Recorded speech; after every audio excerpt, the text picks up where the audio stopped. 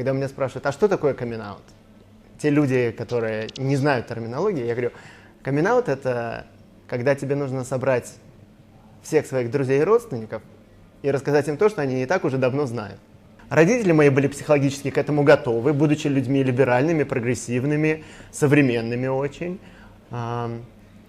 Даже был такой момент, что когда я позвонил папе и сказал: пап, вот я хочу тебе одну важную вещь сказать, папа ответил: сынок, но если тебе тяжело об этом говорить, то, в принципе, об этом можно и не говорить. То есть он прекрасно знал, о чем я хотел ему сказать, и даже переживал, что этот разговор по мне вызовет какие-то тяжкие чувства. Мой камин-аут был почти идеальным. Мне стыдно об этом говорить, потому что я понимаю, что столько людей в нашей стране совершенно в другой позиции.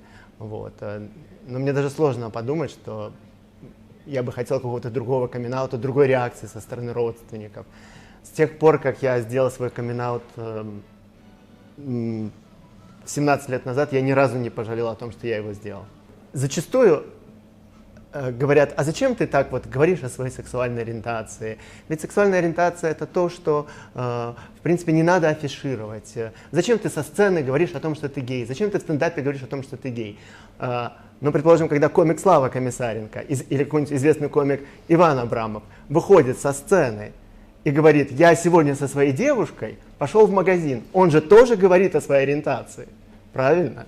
Поэтому я считаю, что утверждение о том, что ориентация — это что-то, что можно спрятать где-то далеко, оно абсолютно несостоятельно. Это невозможно спрятать, это слишком большая часть нашей идентичности. Когда ты чувствуешь себя свободным человеком, конечно же, ты хочешь рассказывать другим о том, кто тебе нравится, с кем ты хочешь заниматься сексом или иметь отношения, или провести остаток своей жизни. Я в подъезде своих, где живут мои родители, в лифте встретил соседку, которая меня знает с детства, тетю Иру. И она у меня спросила свой обычный вопрос: женился ли я. И мне было так стыдно, что я уже 10-й год ей говорю, что нет, еще не женился. Я говорю: тетя Ира, вообще-то я гей. На что тетя Ира говорит мне: Паш, ну не сенсация вообще. Не сенсация.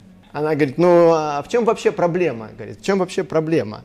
Денис из 56-й квартиры, Коля с 7-го подъезда, Антон с 8-го этажа. Ты что, не женишься, говорит. Наши женщины,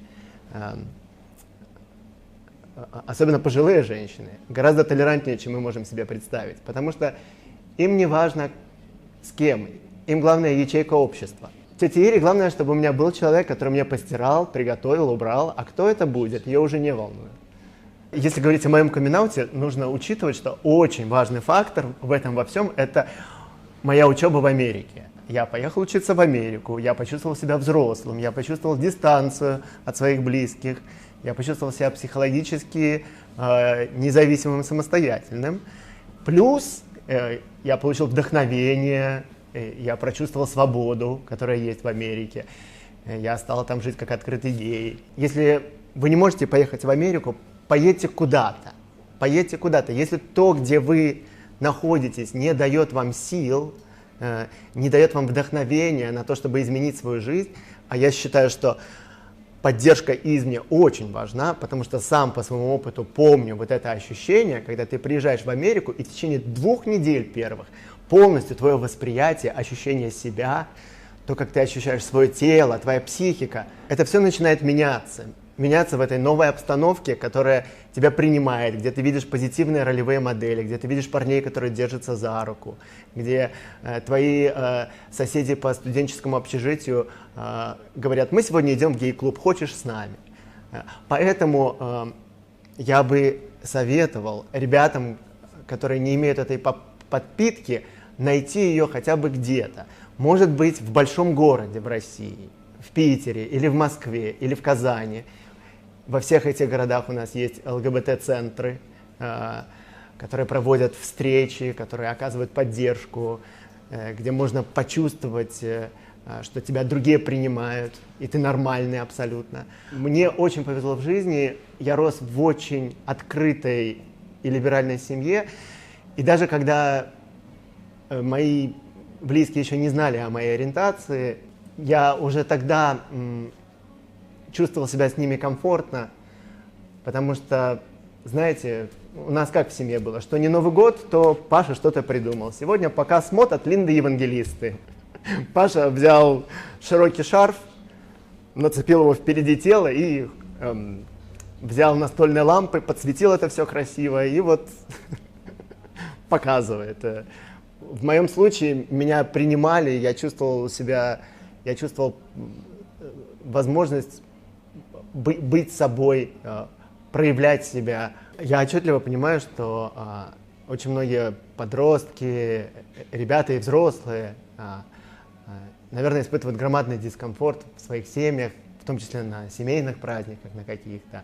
Может быть, кто-то сидит за семейным столом новогодним, испытывает чувство дискомфорта в присутствии своих близких, чувствует, что его не принимают до конца. В нашей культуре очень сильно идет акцент на то, что родители, принимайте своих детей, любите своих детей.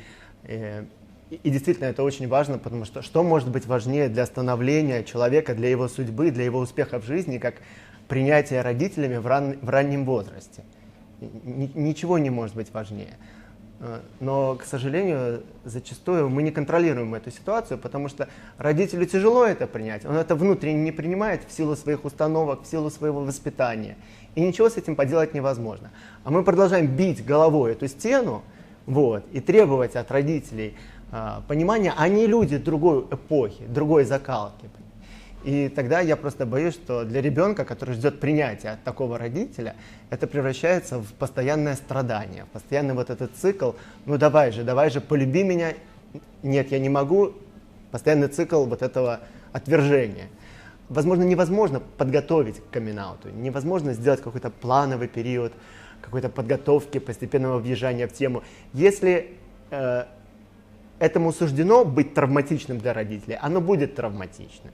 Вопрос только в том, как быть дальше после этого, как смириться с тем, что, предположим, родители в силу склада своего ума и своего сознания не принимают какие-то вещи и, возможно, никогда не примут, и перестать искать этой любви, и жить дальше, и найти эту любовь в другом месте. Нужно создать здоровую дистанцию друг между другом. Я не говорю про равнодушие. Родителям нужно звонить, их нужно навещать, с ними нужно проводить праздники. Но при этом каждому просто быть собой. Подводя черту под всей этой тирадой, я могу сказать, что, ребята, съезжайте от родителей, и ваша жизнь наладится. И ваш камин-аут станет проще, и ваши родители быстрее примут вас. Еще мне кажется, что когда мы говорим про камин-аут, нужно упомянуть и психотерапию, в которую я очень верю, потому что я думаю, что квалифицированный психолог может помочь восполнить тот пробел, тот недостаток любви, недостаток принятия, который человек испытывает, если родители не принимают его сексуальную ориентацию. Мне в моей жизни приходилось обращаться к психологу, и там я сделал для себя большое открытие, что, оказывается, есть такая вещь, как self-parenting. Это самовоспитывание. Предположим, если родитель тебе в жизни не дал какой-то любви, не додал любви, заботы или принятия, то ты можешь сам для себя стать этим родителем. Меня даже мой психолог научил такой технике, что в момент, когда мне плохо,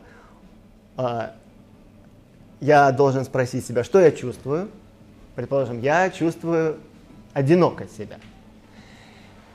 В этот момент я должен самого себя мысленно взять на ручки, как родитель берет ребенка, и сказать себе: тебе одиноко сейчас, это нормально, это пройдет, я рядом, я здесь. И это реально помогает. К сожалению, не всех родителей мы переделаем, не все родители с радостью распахнут свои объятия и примут своих ЛГБТ-детей. И поэтому, мне кажется, очень важно в этих ситуациях, когда у ЛГБТ-персоны нет этого ресурса поддержки со стороны родителей, найти эту поддержку другими способами. И ее можно найти. Я не стендап-комик, с вами был психолог Павел Залуцкий. Забирайте у меня стендап-карьеру, все, я меняю профессию.